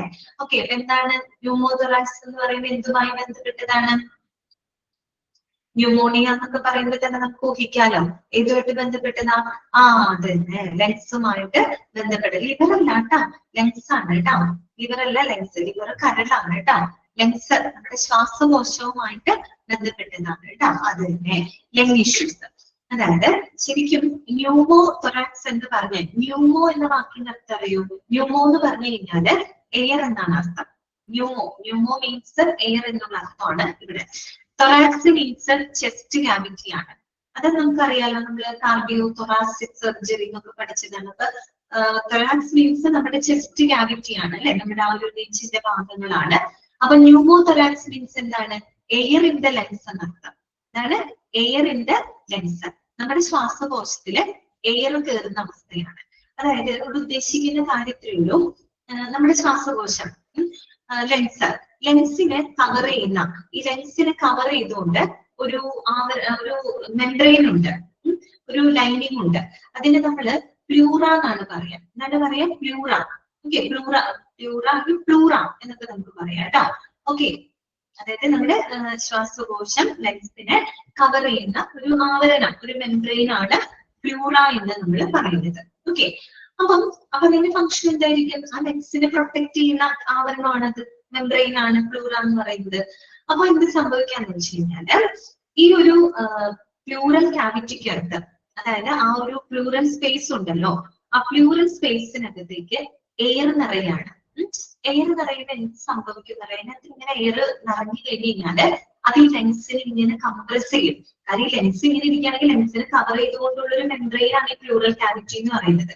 അപ്പൊ ഈ പ്ലൂറൽ സ്പേസിനകത്തേക്ക് ഈ എയർ കയറി കഴിയുമ്പോ സ്വാഭാവികമായിട്ടും എന്താണ്, ആ എയർ ഇങ്ങനെ കയറുമ്പോ ആ ലെൻസിലോട്ട് ആ ഇത് വരും, പ്രഷർ വരും അല്ലെ, ആ ലെൻസ് ഇങ്ങനെ കംപ്രസ്ഡ് ആവാനായിട്ട് തുടങ്ങും. എന്ത് സംഭവിക്കും? അതായത് ലെൻസ് കൊളാപ്സ്ഡ് ആവാനുള്ള ചാൻസ് കൂടുതലാണ് കേട്ടോ. ലെൻസിൽ എയർ കയറും. ഓക്കെ, അപ്പൊ ലെൻസ് കൊളാപ്സ്ഡ് ആവാനുള്ള ചാൻസ് കൂടുതലാണ് due to the air in the pleural space. ആ പ്ലൂറൽ സ്പേസിൽ എയർ ഇങ്ങനെ നിറയുമ്പോ അത് ലെൻസിന് കൂടുതൽ കംപ്രഷൻ വരാനും ലെൻസ് കൊളാപ്സ്ഡ് ആവാനുള്ള ചാൻസ് കൂടുതലാണ്. അതെ, പൊട്ടിപ്പോകുന്ന അവസ്ഥ പൊട്ടൂല, എന്നാലും അങ്ങനെ ഒരു കംപ്രഷൻ അനുഭവപ്പെടും. ആ ഒരു കണ്ടീഷനെയാണ് നമ്മള് ന്യൂമോതൊറാക്സ് എന്ന് പറയുന്നത്. എന്ന് പറയുന്നത് ന്യൂമോതൊറാക്സ്. എയറിന്റെ ലെൻസ് ആണ് കേട്ടോ. അപ്പൊ ലെൻസിനകത്ത് എയർ കയറിയപ്പോ എന്ത് ചെയ്യണം? എയർ കളയണം. അല്ലെ? ലെൻസിനകത്ത് എയർ കയറി എന്ത് ചെയ്യണം? എയർ എടുത്ത് റിമൂവ് ചെയ്യണം. എയർ റിമൂവ് ചെയ്യാനായിട്ട് എന്ത് ചെയ്യണം? Chest drain should be installed. Chest drain എന്ന് പറഞ്ഞാൽ എന്താണ്? It is a device. അതൊരു ഉപകരണമാണ് കേട്ടോ. അതൊരു മെഡിക്കൽ ഡിവൈസ് ആണ്. That is inserted into the chest cavity. നമ്മുടെ ചെസ്റ്റ് ക്യാവിറ്റിക്കകത്തേക്ക് ഇൻസേർട്ട് ചെയ്യുന്ന ഒരു മെഡിക്കൽ ഡിവൈസ് ആണ് ഇത് ഈ പറയുന്ന ചെസ്റ്റ് ഡ്രെയിൻ. ആ ചെസ്റ്റ് ഡ്രെയിൻ ഇൻസേർട്ട് ചെയ്തുകൊണ്ട് ആ എയർ എന്ത് ചെയ്യണം? എടുത്ത് കളയണം. ആ എയർ റിമൂവ് ചെയ്യണം. അല്ലാത്ത പക്ഷെ എന്ത് സംഭവിക്കും? ആ എയർ ആ പ്ലൂറൽ സ്പേസിൽ അല്ലെങ്കിൽ പ്ലൂറൽ ക്യാവിറ്റിക്കകത്ത് എയർ ഇങ്ങനെ കയറി അത് ലെൻസിനെ കംപ്രസ് ചെയ്യും. ലെൻസ് കൊളാപ്സ്ഡ് ആവാനുള്ള ചാൻസ് കൂടുതലാണ്. അപ്പൊ ന്യൂമോതൊറാക്സ് പേഷ്യൻസിന് എന്ത് ചെയ്തിരിക്കണം? Chest drain should be installed before transfer. ട്രാൻസ്ഫറിന് മുമ്പായിട്ട് ചെസ്റ്റ് ഡ്രെയിൻ എന്ന് പറയുന്ന ആ ഒരു മെഡിക്കൽ ഡിവൈസ് അവിടെ ഇൻസ്റ്റാൾ ചെയ്തിരിക്കണം. Especially before air transport. പ്രത്യേകിച്ച് അവർ എടുത്ത് പറയുന്നുണ്ട് എയർ ട്രാൻസ്പോർട്ട് ചെയ്യുമ്പോൾ. അതെന്തുകൊണ്ടായിരിക്കും? എയർ ട്രാൻസ്പോർട്ട് എന്ന് പറയുമ്പോൾ നമ്മൾ ഹെലികോപ്റ്റർ അല്ലെങ്കിൽ പ്ലെയിനിലൊക്കെ പേഷ്യൻസിനെ കൊണ്ടുപോകും അല്ലെ? പ്രത്യേകിച്ച് നമുക്കറിയാം നമ്മൾ മുകളിലേക്ക് പോകുമ്പോൾ എന്ത് കുറയും? പ്രഷർ കുറയും അല്ലെ? മുകളിലേക്ക് പോകുമ്പോൾ പ്രഷർ കുറയും. ഈ പ്രഷർ വാരിയേഷൻ വരുമ്പോൾ തന്നെ ഈ എയർ ന്യൂമോതൊറാക്സ് പേഷ്യൻസിന് അത് കുറേ കൂടി സിവിയർ ആകാനുള്ള ചാൻസ് കൂടുതലാണ്. എയർ പെട്ടെന്ന് കയറാനും പെട്ടെന്ന് അവരുടെ കണ്ടീഷൻ മോശമാകാനൊക്കെ ഉള്ള ചാൻസ് കൂടുതലാണ്. അപ്പൊ അങ്ങനെയുള്ള ഇഷ്യൂ വരാതിരിക്കാൻ വേണ്ടിയിട്ട് ചെസ്റ്റ് ഡ്രെയിൻ അവിടെ ഇൻസ്റ്റാൾ ചെയ്തിരിക്കണം. ഓക്കെ, അത്രയുള്ള ഓർക്കാനായിട്ട്. അപ്പൊ ബ്രീത്തിങ്ങുമായിട്ട് ബന്ധപ്പെട്ട് എന്താ നമ്മൾ പറഞ്ഞത്? ആർട്ടീരിയൽ ബ്ലഡ് ഗ്യാസ് വാല്യൂസ് ഒക്കെ കറക്റ്റ് ആയിട്ട് മെയിൻറ്റെയിൻ ചെയ്യണം. റെഗുലേറ്റ് ചെയ്തുകൊണ്ടായിരിക്കണം നമ്മൾ പേഷ്യന്റിനെ ട്രാൻസ്ഫർ ചെയ്യുന്നത്. ന്യൂമോതൊറാക്സ് പേഷ്യന്റ് ആണ്. ഇപ്പൊ ന്യൂമോതൊറാക്സ് എന്ന് പറയുന്നത് എയർ ഇൻ ദ ലെൻസ്. ലെൻസിനകത്ത് എയർ കയറി കഴിഞ്ഞാൽ ആ എയറിനെ നമ്മൾ റിമൂവ് ചെയ്യണം. ഓക്കെ, അപ്പൊ അതിന് വേണ്ടിയിട്ട് ഉപയോഗിക്കുന്ന ഒരു മെഡിക്കൽ ഡിവൈസ് ആണ് ചെസ്റ്റ് ഡ്രെയിൻ എന്ന് പറയുന്നത്. Chest drain that should be installed before the transfer, especially before the air transport. Okay, clear? Lens collapsed ആവാനുള്ള ചാൻസ്. അതുപോലെ നമ്മുടെ ഹാർട്ടിനെയും ആവരണം ചെയ്യുന്ന ഒരു മെംബ്രെയിൻ ഉണ്ട്. പെരികാർഡിയം എന്നാണ് അതിനെ പറയാം. പെരികാർഡിയം ഹാർട്ടിനെ ആവരണം ചെയ്ത്, അതുപോലെ ലെൻസിനെ ആവരണം ചെയ്യുന്ന മെംബ്രെയിൻ ആണെന്ത്? പ്ലൂറ എന്ന് പറയുന്നത്. Okay, pleura. അപ്പൊ പി കഴിഞ്ഞു കേട്ടോ. ഇനി അടുത്തതാണ് സി. സി നമ്മൾ എന്താ പറഞ്ഞത്? സർക്കുലേഷൻ. സി എന്താണ്? സർക്കുലേഷൻ. ബ്ലഡ് സർക്കുലേഷനുമായിട്ട് ബന്ധപ്പെട്ട് എന്തൊക്കെ കാര്യങ്ങൾ തയ്യാറെടുപ്പുകളാണ് നമ്മൾ നടത്തേണ്ടത്? നോക്കി, the patient should have at least 2 wide bore intravenous working cannulas in place before shifting. ആ 2 wide bore intravenous cannulas എന്നുള്ളത് നിങ്ങൾ പ്രത്യേകം അണ്ടർലൈൻ ചെയ്ത് വെക്കണം കേട്ടോ. എന്താണ്? സർക്കുലേഷനുമായിട്ട് ബന്ധപ്പെട്ട് എന്താണ്? Patient should have at least 2 wide bore intravenous working cannulas. രണ്ടെണ്ണം. അപ്പൊ 2 wide bore intravenous working cannulas in place before shifting. അതായത് നമ്മൾ ഷിഫ്റ്റ് ചെയ്യുന്നതിന് മുമ്പായിട്ട് രണ്ടെണ്ണം. എത്ര എണ്ണം എന്ന് ചോദിച്ചാൽ രണ്ടെണ്ണമാണ്. 2 വൈഡ് ബോർ ഇൻട്രാവനസ് കാനുലാസ്. കാനുല നമ്മൾ കയ്യിൽ കുത്തിവെക്കുന്ന കാനുല നിങ്ങൾ കണ്ടിട്ടില്ലേ? അതിനകത്ത് കുറച്ചും കൂടെ വൈഡ് ബോർ ഇൻട്രാവനസ് കാനുല എന്ന് പറയുമ്പോൾ, വൈഡ് ബോർ എന്ന് പറയുന്നത് കുറച്ചും കൂടെ ഡയമീറ്റർ ഉള്ളത്, കുറെ കൂടെ ഉൾവ്യാസമുള്ള, കുറച്ചും കൂടെ സാധാരണ കാനുലയേക്കാളും കുറച്ചും കൂടെ ഉൾവ്യാസമുള്ള, ഉൾവിസ്ഥാനമുള്ള 2 കാനുലാസ് എപ്പോഴും അവിടെ ഉണ്ടായിരിക്കണം, കരുതിയിരിക്കണം ഷിഫ്റ്റിങ്ങിന് മുൻപായിട്ട്. കാര്യം എന്താണെന്നറിയോ? External haemorrhage if any should be regulated. അതായത് ഈ സർക്കുലേഷനുമായിട്ട് ഈ ബ്ലഡ് ബന്ധപ്പെട്ട് ഡയാലിസിസ് പേഷ്യൻസ് ഒക്കെ ആണെന്ന് വിചാരിക്കും. അപ്പൊ അവർക്ക് ഈ പറയുന്ന പോലെ ബ്ലഡിന്റെ പ്യൂരിഫിക്കേഷനും കാര്യങ്ങളൊക്കെ ഡയാലിസിസ് ചെയ്യേണ്ട പേഷ്യൻസ്, അപ്പൊ അങ്ങനെയുള്ളവരെയൊക്കെ ഷിഫ്റ്റ് ചെയ്യുന്ന സമയത്ത് ഇത്തരത്തിലുള്ള കാനുലാസ് ഒക്കെ അവിടെ ആവശ്യമായിട്ട് വരും. ഓക്കെ, അത് മാത്രമല്ല external haemorrhage if any should be regulated, controlled and any shock should be treated with intravenous fluids and vasopressors. Okay, അതായത് എക്സ്റ്റേണൽ ഹെമറേജ്. ഹെമറേജ് എന്ന് പറഞ്ഞാൽ ഉദ്ദേശിക്കുന്നത് ബ്ലീഡിംഗ് ആണ് കേട്ടോ. ഹെമറേജ് എന്ന് പറഞ്ഞു കഴിഞ്ഞാൽ ബ്ലീഡിംഗ് ആണ്. എക്സ്റ്റേണൽ ഹെമറേജ് ഇപ്പൊ മീൻസ് നമ്മുടെ ഇപ്പൊ ശരീരത്തിന് പുറത്തൊക്കെ ഉണ്ടാവുന്ന മുറിവുകള്, സിവിയർ ആയിട്ടുള്ള ബ്ലീഡിങ്ങുകള്, ഓക്കെ, അങ്ങനെയൊക്കെ സംഭവിച്ചു കഴിഞ്ഞാല് നമ്മൾ അധികം ബ്ലഡ് ലോസ് വരാൻ പാടില്ല. അതേ രീതിയിൽ അവരുടെ കണ്ടീഷൻസ് ബ്ലഡ് ഒരുപാട് പോയി കഴിഞ്ഞാൽ തന്നെ പേഷ്യന്റിന്റെ കാര്യം പ്രശ്നമാവും അല്ലെ. അപ്പൊ എക്സ്റ്റേണൽ ഹെമറേജ് ഒക്കെ വരുന്ന സാഹചര്യം, സിവിയർ ആയിട്ടുള്ള ബ്ലഡ് ലോസ്, ഭയങ്കര ബ്ലീഡിംഗ് ഒക്കെ വരുന്ന അങ്ങനെയൊക്കെയുള്ള കണ്ടീഷനിലൊക്കെ ഉള്ള പേഷ്യൻസ് ആണെങ്കിൽ എന്ത് ചെയ്യണം? That should be regulated, controlled. അതൊക്കെ കറക്റ്റ് ആയിട്ട് റെഗുലേറ്റ് വെച്ചാൽ അധികം ബ്ലഡ് നഷ്ടപ്പെടാത്ത രീതിയിൽ, വേറെ പ്രോബ്ലംസ് വരാത്ത രീതിയിൽ അത് പ്രോപ്പർ ആയിട്ട് റെഗുലേറ്റ് ചെയ്യണം, കൺട്രോൾ ചെയ്യണം. അതുപോലെ any shock should be treated. ഇവിടെ ഷോക്ക് എന്ന് പറയുന്നത് ഇലക്ട്രിക്കൽ ഷോക്ക് എന്നല്ലാണ്ട് ഉദ്ദേശിക്കുന്നത് ത്രെട്ടണിങ് ആയിട്ടുള്ള കണ്ടീഷൻ, അതാണ് ഇവിടെ ഉദ്ദേശിക്കുന്ന ഷോക്ക് കേട്ടോ. Okay, any shock should be treated with IV fluids or vasopressors. അതുപോലെ എന്തെങ്കിലും ത്രെട്ടണിങ് കണ്ടീഷൻസ് ഒക്കെ ഉണ്ടാവുകയാണെങ്കിൽ നമ്മൾ IV ഫ്ലൂയിഡ്സുകൾ കയറ്റേണ്ടതായിട്ട് വരും അല്ലെ. പെട്ടെന്ന് എന്തെങ്കിലും ഡീഹൈഡ്രേഷൻ വരികയാണ്, പേഷ്യന്റിന് എന്തെങ്കിലും ബുദ്ധിമുട്ടൊക്കെ വരാണ്, അങ്ങനെയൊക്കെ വരുമ്പോൾ IV ഫ്ലൂയിഡുകൾ കയറ്റേണ്ടതായിട്ട് വരും. ഈ ഫ്ലൂയിഡ് നമുക്ക് ചെറിയ അളവിൽ കയറ്റിയാൽ പോരാ, ചിലപ്പോൾ അത്യാവശ്യം നല്ല അളവിൽ കയറ്റാൻ വേണ്ടിയിട്ടാണ് കുറച്ചും കൂടെ വൈഡ് ബോർ ആയിട്ടുള്ള, അതായത് കുറച്ചും കൂടി ഉറുതി സ്ഥാനമുള്ള കാൻഡിഡേറ്റുകൾക്ക് ഉപയോഗിക്കുന്നത് കേട്ടോ. അപ്പോ ഇൻട്രാവെനസ് ഫ്ലൂയിഡ്സ് ഓർ വാസോപ്രസേഴ്സ് കേട്ടോ. വാസോപ്രസേഴ്സ് എന്ന് പറഞ്ഞു കഴിഞ്ഞാല് ഇറ്റ് ഇസ് ശരിക്കും പറഞ്ഞ ഇതൊരു മെഡിസിൻ ആണ് കേട്ടോ. വാസോപ്രസർ മീൻസ് മെഡിസിൻ ആണ്, that is used to support the blood pressure. Blood പ്രഷറുമായിട്ട് ബന്ധപ്പെട്ട് വരുന്ന ഇഷ്യൂസുകളൊക്കെ നമ്മൾ ഉപയോഗിക്കുന്ന ഒരു മെഡിസിൻ ആണ് വാസോപ്രസർ എന്ന് പറയുന്നത് കേട്ടോ. വാസോപ്രസേഴ്സ്. ഓക്കെ, പ്രസേഴ്സ് എന്ന് പറയുമ്പോൾ നിങ്ങൾ പ്രഷറിനെ ഒന്ന് ചിന്തിക്കാം, ഓർക്കാൻ വേണ്ടി പറയുന്നുണ്ട് കേട്ടോ.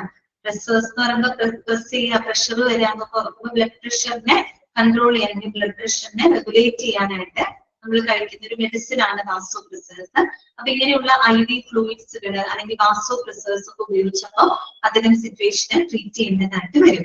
ഓക്കെ, അപ്പൊ നമുക്ക് മെഡിസിനും മറ്റുമൊക്കെ കൊടുക്കണമെങ്കിൽ IV ആയിട്ട് കൊടുക്കാനൊക്കെ ആയിട്ട് പറ്റുള്ളൂ. അപ്പൊ അതിന് വേണ്ടിയിട്ടാണ് കുറെ കൂടെ ഉൾവിസ്താരമുള്ള വർക്കിംഗ് കാനുലാസ് അവിടെ ഉപയോഗപ്പെടുത്തുന്നത് കേട്ടോ. ഓക്കെ, പിന്നെ മാത്രമല്ല വേറൊരു കാര്യം കൂടെ പറയുന്നുണ്ട്.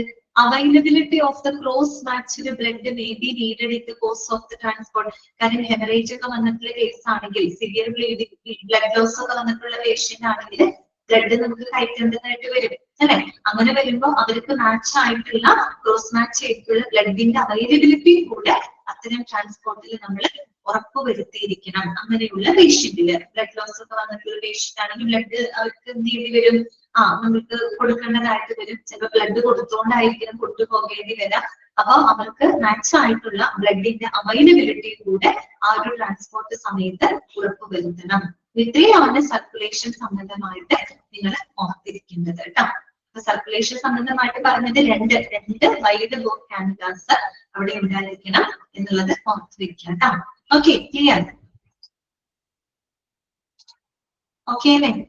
ഓക്കെ, അപ്പൊ സി കഴിഞ്ഞു. ഇനി ഒരെണ്ണം കൂടി ഉണ്ടല്ലോ, ഡി അല്ലെ. ഡി എന്താണ്? ഡിസേബിലിറ്റി ഓർ ന്യൂറോളജിക്കൽ സ്റ്റാറ്റസ് കേട്ടോ. Okay, D for disability. Disability എന്ന് പറഞ്ഞാൽ ഇവിടെ ഉദ്ദേശിക്കുന്നത് ന്യൂറോ സംബന്ധമായിട്ടുള്ള ഇഷ്യൂസുകൾ, അതുമായിട്ട് ബന്ധപ്പെട്ട് ശ്രദ്ധിക്കേണ്ട കാര്യങ്ങളാണ് കേട്ടോ. ന്യൂറോളജിക്കൽ സ്റ്റാറ്റസ് ആണ് അവിടെ ഉദ്ദേശിക്കുന്നത്. അപ്പൊ നോക്കാം.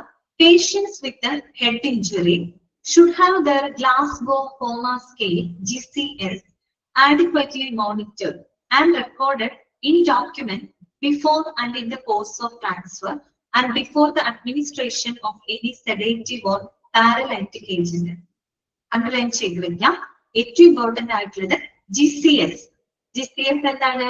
Glasgow coma scale. അണ്ടർലൈൻ ചെയ്യാം കേട്ടോ. Glasgow coma scale. ആദ്യം നമുക്ക് GCS എന്താണെന്ന് നോക്കാം കേട്ടോ. GCSന്റെ ഫുൾ ഫോം പലതവണ ചോദിച്ചു കണ്ടിട്ടുണ്ട്, പഠിച്ചു വെക്കുക കേട്ടോ. Glasgow coma scale. എന്താണ് ഗ്ലാസ്ഗോ കോമ സ്കെയിൽ എന്ന് പറഞ്ഞാൽ? അതൊരു സ്കെയിൽ തന്നെയാണ് കേട്ടോ. ഒരു ന്യൂറോളജിക്കൽ സ്കെയിൽ ആണത്. ന്യൂറോളജിക്കൽ സ്കെയിൽ ആണ്. That is used to assess a person's level of consciousness and neurological function, particularly after the head injury. അതായത് ഈ ഹെഡ് ഇഞ്ചുറി ഒക്കെ സംഭവിച്ചിട്ടുള്ള പേഷ്യൻസ്, അപ്പൊ അവര് മിക്കവാറും ഹെഡ് ഇഞ്ചുറി ഒക്കെ സംഭവിച്ചു കഴിഞ്ഞാൽ അബോധാവസ്ഥയിലാവും അല്ലെ, സാധ്യതയുണ്ട്. അപ്പൊ അവരുടെ ആ ഒരു ലെവൽ ഓഫ് കോൺഷ്യസ്നെസ്, ആ ഒരു പേഷ്യന്റിന്റെ ആ ഒരു ബോധാവസ്ഥ, അവരുടെ ആ ഒരു ലെവൽ ഓഫ് കോൺഷ്യസ്നെസ്സും പിന്നെ അവരുടെ ന്യൂറോളജിക്കൽ ആയിട്ടുള്ള ഫങ്ഷൻസും ഇതെല്ലാം തന്നെ വിലയിരുത്തുന്നതിന് വേണ്ടി നമ്മൾ ഉപയോഗിക്കുന്ന ഒരു സ്കെയിലാണിത്. ന്യൂറോളജിക്കൽ സ്കെയിലാണ് ഗ്ലാസ്ഗോ കോമ സ്കെയിൽ എന്ന് പറയുന്നത് കേട്ടോ. അങ്ങനെ മനസ്സിലാക്കി വെക്കാം. അപ്പൊ ഗ്ലാസ്ഗോ കോമ സ്കെയിൽ എന്ന് പറയുന്നത് ഒരു ന്യൂറോളജിക്കൽ സ്കെയിലാണ്. Neurological scale ആണ് that is used to assess a patient's level of consciousness and neurological function particularly after the head injury. അല്ലെ, പ്രത്യേകിച്ച് ഹെഡ് ഇഞ്ചുറി ഒക്കെ സംഭവിച്ചിട്ടുള്ള പേഷ്യൻസിന്റെ അവരുടെ ലെവൽ ഓഫ് കോൺഷ്യസ്നെസ്സും പിന്നെ അതുപോലെ തന്നെ അവരുടെ ആ ഒരു എന്താ പറയുക ന്യൂറോളജിക്കൽ ഫങ്ഷൻസ്. കാര്യം നമുക്കറിയാം നമ്മുടെ സെൻട്രൽ നെർവസ് സിസ്റ്റത്തിന്റെ ഭാഗമാണ് ഈ പറയുന്ന ബ്രെയിനും ന്യൂറോൺസും.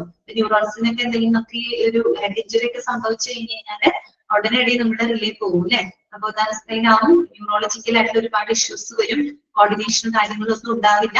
അപ്പൊ ആ ഒരു സമയത്ത് ആ ലെവൽ ഓഫ് കോൺഷ്യസ്നെസ്സും അതുപോലെ തന്നെ ആ ന്യൂറോളജിക്കൽ ഫങ്ഷൻസും അസസ് ചെയ്യുന്നതിന് വേണ്ടി നമ്മൾ ഉപയോഗിക്കുന്ന ഒരു എന്താ പറയുക ന്യൂറോളജിക്കൽ സ്കെയിലാണ് ഗ്ലാസ്ഗോ കോമ സ്കെയിൽ എന്ന് പറയുന്നത്. ഇനി സെന്റൻസ് വായിക്കാം. Patients with head injury should have the Glasgow Coma Scale adequately monitored and recorded in document.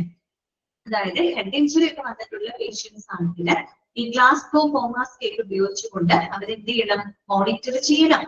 അവരുടെ കോൺഷ്യസ്നെസ് ലെവലും അവരുടെ ന്യൂറോളജിക്കൽ ഫങ്ഷൻസ് ഒക്കെ എന്ത് ചെയ്യണം, മോണിറ്റർ ചെയ്യണം അല്ലെ, മോണിറ്റർ ചെയ്യണം. ആൻഡ് റെക്കോർഡഡ് ഇൻ ഡോക്യുമെന്റ് അത് പ്രോപ്പർ ആയിട്ട് റെക്കോർഡ് ചെയ്യണം.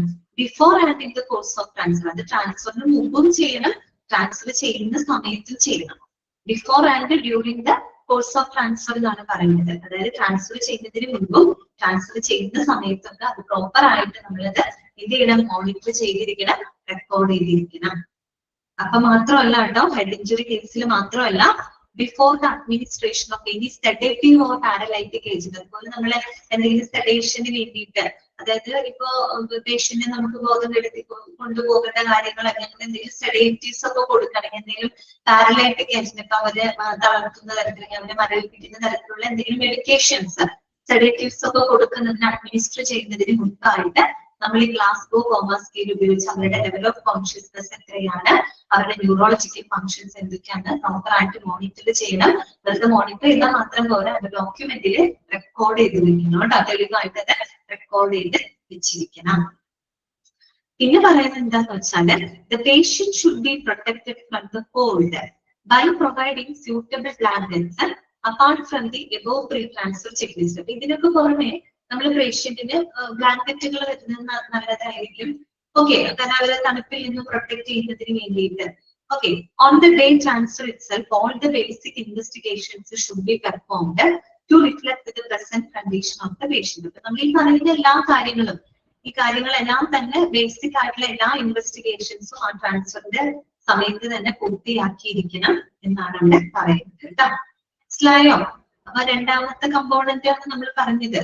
ഇതാണ് preparation and stabilisation of the patient അല്ലേ. ഓക്കെ, അതാണ് നമ്മൾ ഇത്രയും നേരം പറഞ്ഞുകൊണ്ടിരുന്നത്. Pre transfer stabilisation and preparation 4 കാര്യങ്ങളാണ്. ABCD. A for airway, B for breathing, C for circulation, D for disability അഥവാ neurological function. A for airway. എയർവേയിൽ നമ്മൾ എന്താ പറഞ്ഞത്, എൻഡോട്രാക്കിയൽ ട്യൂബ് ഇൻസേർട്ട് ചെയ്തിരിക്കണം. ചില പേഷ്യൻസിന് നാസോ ഗാസ്ട്രിക് ട്യൂബ് ഇൻസേർട്ട് ചെയ്യണം എന്ന് നമ്മൾ പറഞ്ഞു. ബ്രീത്തിങ്ങുമായിട്ട് ബന്ധപ്പെട്ട് നമ്മൾ പറഞ്ഞത് എന്ത് ചെയ്യണം, arterial blood gas values correct ആയിട്ട് മെയിൻറ്റെയിൻ ചെയ്തിട്ട് വേണം പേഷ്യന്റിനെ കൊണ്ടുപോകാനായിട്ട്.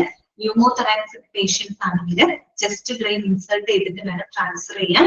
പിന്നെ നമ്മൾ ബ്രീത്തിങ് പറഞ്ഞു, ബ്രീത്തിങ് എപ്പോഴും ബ്രീത്തിങ് പറഞ്ഞു. തന്നെ സർക്കുലേഷനിൽ നമ്മൾ പറഞ്ഞത് എന്താണ്, ഹെമറേജ് ഒക്കെ വന്നിട്ടുള്ള കേസ്. സർക്കുലേഷനിൽ 2 കാര്യങ്ങൾ, 2 വൈഡ് ബോ കാനുലാസ് എപ്പോഴും നമ്മുടെ സജ്ജമായിരിക്കണം. അതുപോലെ എക്സ്റ്റേണൽ ഹെമറേജ് ഒക്കെ സംഭവിച്ചിട്ടുണ്ടെങ്കിൽ റെഗുലേറ്റ് ചെയ്തിരിക്കണം. അതുപോലെ IV ഫ്ലൂയിഡ്സും മറ്റും അല്ലെങ്കിൽ വാസോപ്രസോസ് പോലെ മരുന്നും മറ്റുമൊക്കെ അഡ്മിനിസ്റ്റർ ചെയ്യുന്നതിന് വേണ്ടിയിട്ടാണ് ഇങ്ങനെ വൈഡ് ബോറായിട്ടുള്ള IV കാനുലാസ് അവിടെ ഉപയോഗപ്പെടുത്തുന്നുണ്ട്. പിന്നെ ഡിസേബിലിറ്റി ഓർ ന്യൂറോളജിക്കൽ സ്റ്റാറ്റസ് ആണ് നമ്മൾ ഗ്ലാസ്ഗോ കോമ സ്കെയിൽ ഉപയോഗിച്ചുകൊണ്ട്. എന്താണ് ഗ്ലാസ്ഗോ കോമ സ്കെയിൽ എന്ന് പറയുന്നത്? It is A neurological scale that is used to assess the patient's level of consciousness and neurological functions, particularly after the head injury. Okay. ഇത്രയുമാണ് അതിനകത്ത് വരുന്നത് കേട്ടോ. Disability or neurological function head injury സമയത്തും അതുപോലെ തന്നെ സെഡേറ്റീവോ അല്ലെങ്കിൽ പാരലൈറ്റിക് ഏജന്റ് ഒക്കെ administer ചെയ്യുന്നതിന് മുമ്പായിട്ട് ഗ്ലാസ്ഗോ കോമ സ്കെയിൽ ഉപയോഗപ്പെടുത്തിയിട്ടുണ്ട്. നമ്മൾ അവരുടെ ലെവൽ ഓഫ് കോൺഷ്യസ്നെസ്സും അതുപോലെ തന്നെ എന്താണ് ന്യൂറോളജിക്കൽ ഫങ്ഷൻസ് അവിടെ റെക്കോർഡ് ചെയ്തിരിക്കണം, ട്രാൻസ്ഫറിന് മുമ്പും ട്രാൻസ്ഫർ ചെയ്യുന്ന സമയത്ത്. പിന്നെ നമ്മൾ പേഷ്യൻസിന് ബ്ലാങ്കറ്റ്സുകൾ കരുതുന്നത് നല്ലതായിരിക്കും. ഈ പറയുന്ന എല്ലാ കാര്യങ്ങളും ആ ട്രാൻസ്ഫർ ചെയ്യുന്ന അതേ ദിവസം തന്നെ ഈ പറയുന്ന എല്ലാ ഇൻവെസ്റ്റിഗേഷൻസും പൂർത്തിയാക്കാനായിട്ട് ശ്രദ്ധിക്കുക. ഓക്കെ, ഇത്രയാണ് രണ്ടാമത്തെ കീ എലമെന്റിനകത്ത് വരുന്നത് കേട്ടോ.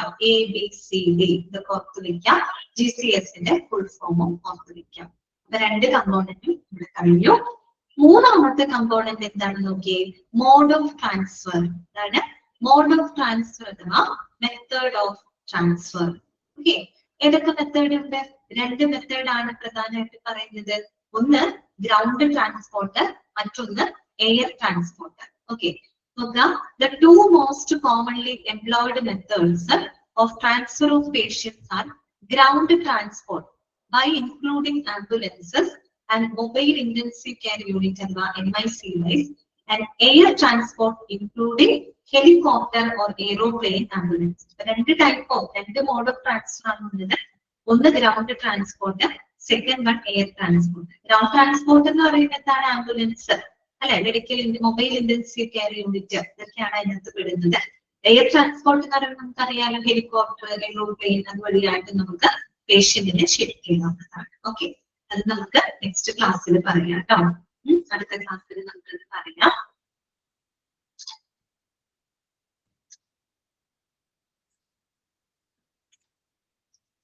ഓക്കെ, അൺമ്യൂട്ട് ചെയ്തിട്ടുണ്ട് കേട്ടോ.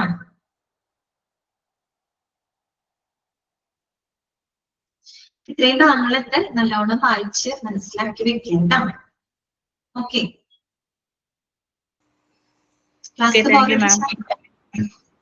എന്തോ മാം പിന്നെ കീ എലമെന്റ്സ് 4 പോയിന്റ് എന്ന് പറയാമോ? കീ എലമെന്റ്സ് 4 പോയിന്റ് എന്ന് പറയാമോ? Key elements first decision to transfer 4 point എന്ന് പറയാമോ? അതിലെ പോയിന്റ് ആയിട്ട് ഫസ്റ്റത്തെ പോയിന്റ് ഒന്നുമല്ല. അതായത് നമ്മളൊരു പേഷ്യന്റിനെ ട്രാൻസ്ഫർ ചെയ്യുമ്പോഴേ അതിൻ്റെതായ കുറെ റിസ്കും ചടങ്ങുകളും ഉണ്ടെന്നാണ് ആദ്യത്തെ പോയിന്റിൽ പറയുന്നത് കേട്ടോ. ഓക്കെ, രണ്ടാമത്തെയാണ് നിങ്ങൾ നോട്ട് ചെയ്യേണ്ടത്.